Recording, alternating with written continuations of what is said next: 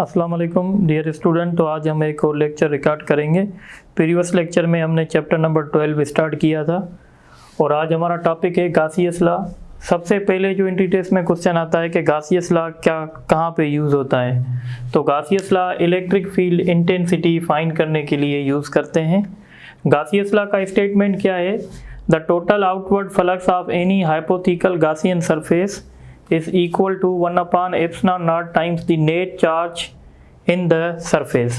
ये सरफेस है, इस सरफेस की टोटल आउटवर्ड फ्लक्स कितनी होगी तो वो डिपेंड करेगा कि इस सरफेस के अंदर नेट चार्ज कितनी इनक्लोज है। तो टोटल आउटवर्ड फ्लक्स होगी 1 upon epsilon naught total charge enclose in the surface. अगर सरफेस के अंदर कोई चार्ज नहीं होगी तो उसके अंदर कोई इलेक्ट्रिक फील्ड भी, उसकी आउटवर्ड फ्लक्स भी ज़ीरो होगी। अब हम गासियस लॉ की एप्लीकेशन करेंगे। तो गासियस लॉ की पहली एप्लीकेशन है electric field intensity of uniformly charge metallic sphere. अब आप सपोज करें ये एक मेटल है, मेटालिक स्फीयर है। मेटल की हमेशा प्रॉपर्टी होती है किसी भी कंडक्टर की कि वो चार्जेस सरफेस पे स्टोर करता है। तो क्वेश्चन आ सकता है एक हालो आपके पास स्फीयर है, एक कंपोजिट स्फीयर है, कौन सा स्फीयर, दोनों के रेडियस सेम है, कौन सा स्फीयर ज़्यादा चार्ज स्टोर करेगा? तो दोनों सेम करेंगे क्योंकि चार्ज हमेशा कंडक्टर की चार्जेस जो होती हैं वो सरफेस पे होती हैं। तो इनसाइड द सरफेस कोई भी चार्ज नहीं होगी, इसलिए हम कहेंगे कोई भी इलेक्ट्रिक फील्ड नहीं होगी। यानी inside the sphere electric field will be zero because no charge is inside. At the surface electric field maximum होगी और उसका फार्मूला है 1 upon 4 pi epsilon naught A square. A इस स्फीयर का रेडियस है मल्टीप्लाइड बाय द चार्ज, या हम इसको ऐसे भी कह सकते हैं सिग्मा अपॉन एप्सिलॉन नॉट। ये जो सिग्मा है ये चार्ज डेंसिटी है, चार्ज पर यूनिट एरिया, इसको चार्ज डेंसिटी कहते हैं। तो आप सिग्मा अपॉन एप्सिलॉन नॉट भी लिख सकते हैं। आउटसाइड द सरफेस, जैसे आप सरफेस से दूर होते जाएंगे इलेक्ट्रिक फील्ड डिक्रीज होती जाएगी और उसका फार्मूला होगा Q upon 4 pi epsilon naught R square. ये जो R है ये सेंटर से डिस्टेंस होगा, तो सेंटर से लेकर यहाँ तक A है और यहाँ से लेकर समझें कि R है। तो कैपिटल R कैसे मिलेगी? A प्लस स्मॉल r से मिलेगी। तो जैसे ही आप सरफेस से दूर होते जाएंगे इलेक्ट्रिक फील्ड वीक होती जाएगी। अब हम बात करेंगे electric field of infinite charge sheet. Suppose करें ये एक चार्ज शीट है, इसकी लेंथ इनफाइनाइट है, इसमें चार्जेस इनक्लोज हैं और आप इसकी इलेक्ट्रिक फील्ड फाइंड करना चाहते हैं। तो इसकी इलेक्ट्रिक फील्ड कैसे फाइंड करेंगे? तो इसका फार्मूला है सिग्मा अपॉन 2 एप्सिलॉन नॉट। ये आपको याद करना पड़ेगा फार्मूला। इस तरीके से electric field intensity between two oppositely charge, अगर एक प्लेट आपके पास पॉजिटिव है एक नेगेटिव है, इनके बीच में तो हमेशा पॉजिटिव से नेगेटिव इलेक्ट्रिक फील्ड जाएगी, तो दोनों इलेक्ट्रिक फील्ड ऐड हो जाएंगी। तो जब आप ऐसे करेंगे ना E1 sigma upon 2 epsilon not plus sigma upon 2 epsilon not, तो टोटल फार्मूला हो जाएगा सिग्मा अपॉन एप्सिलॉन नॉट। तो ये फार्मूला होगा। इसी तरीके से electric field intensity between two similar charge plate की इलेक्ट्रिक फील्ड ज़ीरो होगी क्योंकि एक दूसरे के साथ कैंसिल हो जाएगी। उसके बाद फार्मूला है, उसके बाद टॉपिक है इलेक्ट्रिक पोटेंशियल। इलेक्ट्रिक पोटेंशियल को हम वोल्टेज भी कहते हैं। What is electric potential? It is the work done per unit charge. ठीक है, और इसका unit work done per unit charge है, तो वर्क का यूनिट जूल होता है, चार्ज का कूलम होता है, तो इसका ऐसा यूनिट है जूल पर कूलम, या हम इसको वोल्ट भी कहते हैं। पॉइंट चार्ज की अगर आप इलेक्ट्रिक पोटेंशियल देखेंगे तो उसका फार्मूला होगा KQ अपॉन R। सपोज ये Q जो है चार्ज का मैग्नीट्यूड है और R जो है चार्ज से डिस्टेंस है। आपसे कह सकते हैं कि 5 माइक्रोकूलम की एक चार्ज है, उससे 3 सेंटीमीटर की दूरी पे इलेक्ट्रिक फील्ड इंटेंसिटी फाइंड करें, इलेक्ट्रिक पोटेंशियल फाइंड करें, तो आप ये फार्मूला यूज़ करेंगे। ठीक है, अब हम डिस्कस कर रहे हैं electric potential gradient. What is electric potential gradient? The rate of change of potential with respect to distance. यानी rate of change of potential with respect to distance is called electric potential gradient. और electric potential gradient basically electric field intensity का दूसरा नाम है। तो इसका unit Newton पर coulomb भी हो सकता है या हम इसको वोल्ट पर मीटर भी कहते हैं। याद है आपको कि मैंने इलेक्ट्रिक फील्ड इंटेंसिटी का यूनिट बताया था वोल्ट पर मीटर है, तो आप इसको ऐसे रिलेट कर सकते हैं। अब हम डिस्कस करेंगे relationship between electric field and electric potential. तो इनके बीच में रिलेशन है V = E.R, ये इनके बीच में रिलेशन है। आपको क्वेश्चन दे सकते हैं कि दो अपोजिटली चार्ज प्लेट्स हैं, इनके बीच में सपोज करें सेपरेशन 10 सेंटीमीटर है, अगर इनके बीच में इलेक्ट्रिक फील्ड इंटेंसिटी इतनी है तो पोटेंशियल डिफरेंस बताएं। तो पोटेंशियल डिफरेंस आप इस फार्मूले से कैलकुलेट कर सकते हैं। अब हम बात करेंगे equipotential surface. What are equipotential surface? तो हम कहते हैं दो surfaces where all points have same potential. जैसे ये चार्ज है, अब ये सरफेस बनते जाएंगे, तो आप जितने ये वाले आप सरफेस देखेंगे, इस सरफेस पे हर एक पॉइंट पे पोटेंशियल सेम होगा। तो ऐसा सरफेस जिस पे हर एक पॉइंट पे पोटेंशियल सेम होता है उसको इक्विपोटेंशियल सरफेस कहते हैं। इक्विपोटेंशियल सरफेस की प्रॉपर्टीज़ क्या हैं? इलेक्ट्रिक लाइंस जो होती हैं वो हमेशा सरफेस के साथ परपेंडिकुलर होती हैं, और इक्विपोटेंशियल सरफेस में जब हम एक पॉइंट से दूसरी पॉइंट पे जाते हैं तो वर्क डन ज़ीरो होता है। तो ये 3 पॉइंट्स मैंने लिखी हुई हैं। उसके बाद हमारा टॉपिक है कैपेसिटेंस। कैपेसिटेंस क्या है? It is the ability of conductor to store the charge, यानी कोई कंडक्टर कितनी चार्ज को स्टोर कर सकता है वो उसकी कैपेसिटेंस कहलाती है। ये देखा गया है charge stored in a conductor is directly proportional to voltage. जब प्रोपोर्शनलिटी की साइन रिमूव करेंगे, यहाँ पे कांस्टेंट रखेंगे, C कांस्टेंट रखा, तो C बराबर होगा Q/V, और ये C जो है इसको हम कैपेसिटेंस कहते हैं। इसका यूनिट बनेगा कूलम पर वोल्ट, या हम इसको फेराड कहते हैं। तो SI सिस्टम में कैपेसिटेंस का यूनिट जो होगा वो अपना फेराड होगा। ठीक है, तो याद रखिएगा फेराड किसका यूनिट है? कैपेसिटेंस का। अच्छा, अगर आपके पास स्फेरिकल कंडक्टर है तो उसकी कैपेसिटेंस कैसे मिलेगी? तो उसकी कैपेसिटेंस का फार्मूला होगा 4πε0r। ये कैपेसिटेंस फाइंड करने का फार्मूला है। इस तरीके से अगर हम बात करें कैपेसिटर क्या होता है, तो कैपेसिटर एक डिवाइस है।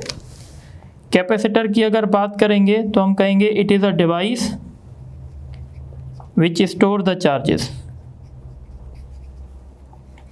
वो डिवाइस जो चार्ज को स्टोर करती है उसको कैपेसिटर कहते हैं। कैपेसिटर में हमेशा एक एनर्जी स्टोर होती है और वो एनर्जी इलेक्ट्रिक फील्ड के फॉर्म में स्टोर होती है। Capacitor stores energy in form of electric field, और उस एनर्जी का फार्मूला है 1/2CV², where C is the capacitance.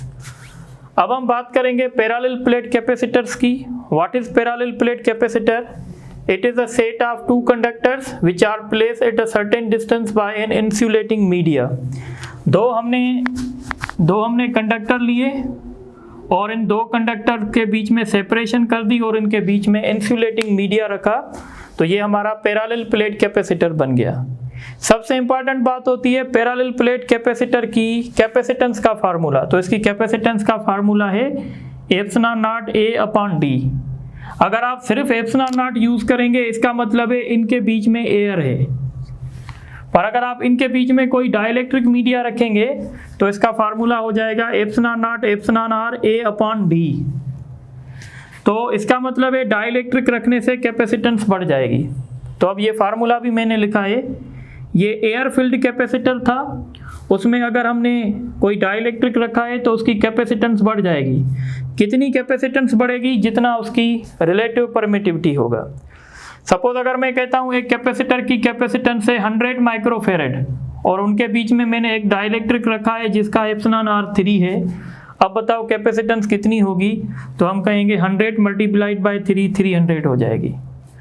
Capacitance of parallel plate capacitor किस पे डिपेंड करेगी? Directly proportional to area, inversely proportional to separation between the plates. अगर हम इन plates के बीच में सेपरेशन को डबल करेंगे, सेपरेशन को डबल करने से कैपेसिटेंस हाफ हो जाएगी, और अगर हम इनके बीच में कोई अच्छा डाइलेक्ट्रिक रखेंगे तो इसकी कैपेसिटेंस बढ़ जाएगी। तो ये सारी बातें मैंने यहाँ पे लिखी हैं। जिस तरीके से आपने पढ़ा था रेजिस्टर सीरीज में होते हैं, रेजिस्टर अपना पैरेलल में होते हैं, इस तरीके से कैपेसिटर्स भी होते हैं। प्रॉपर्टीज वही हैं। अगर कैपेसिटर पैरेलल में होंगे तो चार्ज डिफरेंट स्टोर होगी, वोल्टेज हर एक के पास एक होगी, पर फार्मूला रिवर्स हो जाएगा। जो वहाँ पे रेजिस्टेंस का फार्मूला था ना सीरीज के लिए, वो यहाँ पे पैरेलल के लिए हो जाएगा, और जो यहाँ पे सीरीज के लिए होगा वो वहाँ पे पैरेलल के लिए होगा। तो equivalent capacitance when capacitors are connected in parallel is equal to C equivalent is equal to C1 plus C2 plus C3 up to Cn। इस तरीके से कैपेसिटर इन सीरीज, तो जब कैपेसिटर सीरीज में होंगे तो वोल्टेज डिवाइड होगी, charge एक जैसी स्टोर करेंगे।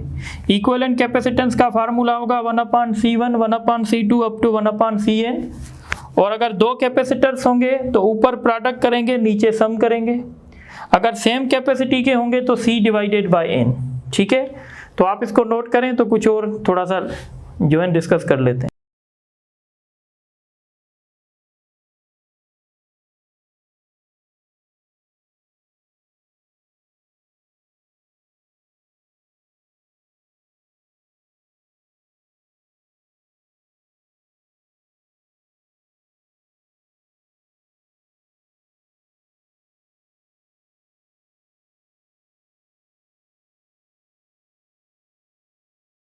अच्छा, अब हम बात करेंगे वेरिएबल कैपेसिटर की। तो वेरिएबल कैपेसिटर हम उसको कहते हैं जिसकी कैपेसिटेंस हम चेंज कर सकते हैं। So a capacitor whose capacitance can be changed is called variable capacitor. Variable capacitor की एप्लीकेशन क्या है कि वेरिएबल कैपेसिटर रेडियो में यूज़ होता है for tuning purpose. So it is used in radio for tuning purpose। ठीक है, इसी के साथ अब हम डिस्कस करेंगे multiplate capacitor. Multiplate capacitor, what is multiplate capacitor? तो हम कहते हैं a capacitor which consist N number of plates. A capacitor which contains various plates। और याद रखिएगा मल्टीप्लेट कैपेसिटर में जितने प्लेट्स होंगे ना उससे एक नंबर कम जो हैं कैपेसिटर्स बनेंगे, और वो सारे कैपेसिटर्स पैरेलल में लगे होंगे। तो इनकी इक्विवेलेंट कैपेसिटेंस मिलेगी n-1 epsilon naught A by D। अगर ये एयर फील्ड होगा, अगर ये डाइलेक्ट्रिक फील्ड होगा तो इसकी कैपेसिटेंस होगी n-1 epsilon naught epsilon R A by D। तो ये मल्टीप्लेट कैपेसिटर का फार्मूला है, where n is the number of plates. इस तरीके से होंगे ये। अगर आप यहाँ पे 5 प्लेट्स रखेंगे तो इसका मतलब होगा आपके पास 5 कैपेसिटर्स, 4 कैपेसिटर होंगे और 4 कैपेसिटर्स पैरेलल में लगे हुए होंगे। ठीक है, तो इस तरीके से ये जो हमारा चैप्टर था इसका डिस्कशन कंप्लीट हुआ। अब हम इस पे कुछ MCQs भी करते हैं। तो एक MCQ से volt per metre is the unit of option A electric flux, option B electric potential, option C electric field intensity, option D none of these. तो volt per metre basically electric field intensity का unit है, तो इसका हम option C करेंगे। दूसरा question है the electrostatic force between two charges is 100 Newton in free space. If a dielectric is placed between the charges whose epsilon r is 2, find the force। ठीक है, तो इस तरीके से इसके ऑप्शन होंगे 200 न्यूटन, 50 न्यूटन, 400 न्यूटन, 800 न्यूटन। तो मैंने आपको फार्मूला बताया था कि एफ डैश बराबर होता है F naught divided by epsilon R. Dielectric रखने से फोर्स कम हो जाता है, तो 4 से 100 डिवाइडेड बाय 2, तो ये बन जाएगा 50। इसका ऑप्शन बी होगा। दूसरा क्वेश्चन है find the electric field intensity. Find the electric field intensity. Find the electric field intensity 3 centimeter from 5 microcoulomb charge। तो इसके ऑप्शन मैंने बताए थे कि आपका जो इलेक्ट्रिक फील्ड है पॉइंट चार्ज का वो KQ/R² है। तो K का वैल्यू 9 × 10⁻⁹ है और Q जो है 5 × 10⁻⁶ है, डिवाइडेड बाय 3 का स्क्वायर 9 सेंटीमीटर -2 होता है, पर स्क्वायर की वजह से 4 हो जाएगा, ये से कैंसिल हो जाएगा। 5 × 10⁻⁹ -6 -4, ये प्लस का 4 हो जाएगा। तो इस तरीके से होगा 5 × 10⁻⁷, और इसका यूनिट है न्यूटन पर कूलम। तो 5 × 10⁻3, 5 × 10⁻4, 5 × 10⁻7 एंड 5 × 10⁻9। दूसरा क्वेश्चन है which of the following gives the expression for capacitance of parallel plate capacitor. Option है epsilon naught D/A, epsilon naught AD, epsilon naught A/D, none of these. तो अभी आपने देखा पैरेलल प्लेट कैपेसिटेंस का formula था epsilon naught A/D। इसी तरीके से दूसरा क्वेश्चन हम करेंगे।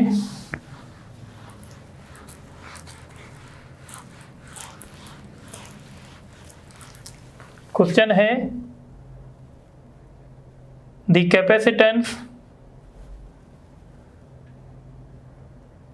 capacitance of a capacitor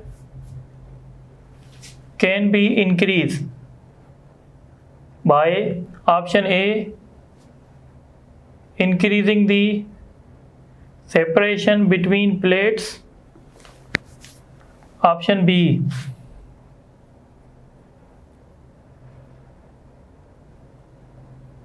placing a dielectric media between plates, option C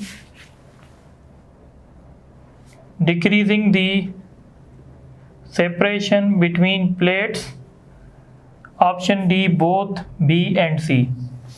तो अभी आपने पढ़ा था कि हमने आपको बताया था कि अगर आप कैपेसिटेंस को बढ़ाना चाहते हैं उसके लिए आप क्या करेंगे, डाइलेक्ट्रिक स्लैब डालेंगे या सेपरेशन को कम कर देंगे। तो इसलिए इसका ऑप्शन डी होगा।